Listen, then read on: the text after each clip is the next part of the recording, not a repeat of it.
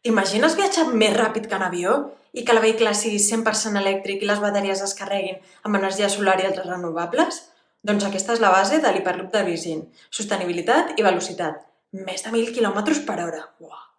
Els seus dissenyadors han volut fusionar el millor de viatjar en tren, cotxe i avió amb el sector hospitality per oferir una experiència ràpida, eficient i molt agradable. L'inconvenient?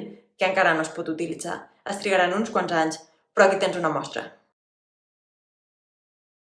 Els vehicles circulen dintre d'uns tubs que es poden construir a la superfície o sota terra, sense finestres.